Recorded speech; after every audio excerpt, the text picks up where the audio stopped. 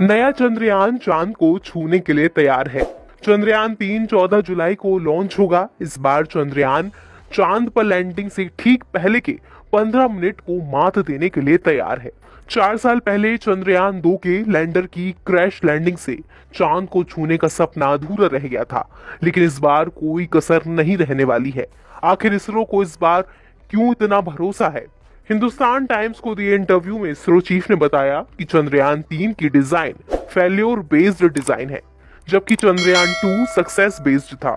उन्होंने बताया कि पिछली बार की 3 बड़ी गलतियों को इस बार सुधारा गया है। तो आइए जानते हैं कि चंद्रयान 2 में इसरो से क्या गलतियां हुई थी और चांद की सतह पर उतरना मुश्किल क्यों है। सोमनाथ ने बताया कि चंद्रयान 2 में हमने जो सक्सेस बेस्ड डिजाइन तैयार की थी, उसके उलट चंद्रयान 3 में हमने फेल्योर बेस्ड डिजाइन पर काम किया है।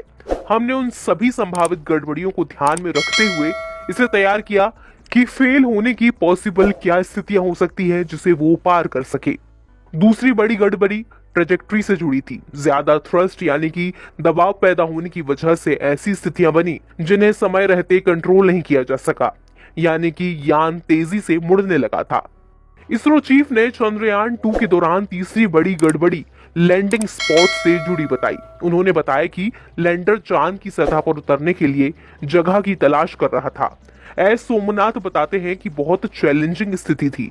एक तरफ तो लैंडिंग के लिए सही जगह की पहचान कर वहां पहुंचना था, तो दूसरी तरफ धीमी रफ्तार को भी बरकरार रखना था। यहाँ ये जान लेना जरूरी है कि चांद पर हवा की कमी है, जिस वजह से किसी भी यान को चंद्रमा पर उतरने के लिए उसके पास जाते ही धीमा होना जरूरी है, ताकि चंद्रमा की सतह अपने गुरुत्वाकर्षण से उसे खींच सके। इसरो चीफ ने बताया कि इस बार लैंडिंग साइट के लिए छोटे से एरिया की बजाय बड़े इलाके को टारगेट किया जाएगा। इसके अलावा ईंधन की क्षमता भी बढ़ाई जाएगी। अगर लैंडर को लैंडिंग स्पॉट ढूंढने में मुश्किल हो तो वो किसी दूसरी लैंडिंग साइट तक पहुंचने में ईंधन की कमी जैसी बाधा को फेस ना करे। तो आइए जानते हैं कि चंद्रमा की सतह पर लैंड करना क्यों मुश्किल है। दरअसल चंद्रमा में पर्याप्त हवा नहीं है और बहुत ही ज्यादा धूल है। जब चंद्रमा या मंगल पर कोई अंतरिक्ष यान यानी कि स्पेस क्राफ्ट उतरता है तो उसे धीमा करना पड़ता है, ताकि जिस स्थान पर लैंडिंग करानी हो उसका गुरुत्वाकर्षण बल उसे अंदर खींच सके। पृथ्वी और कुछ हद तक मंगल के साथ सबसे बड़ी शुरुआती चुनौती उस ग्रह का वायुमंडल होती है।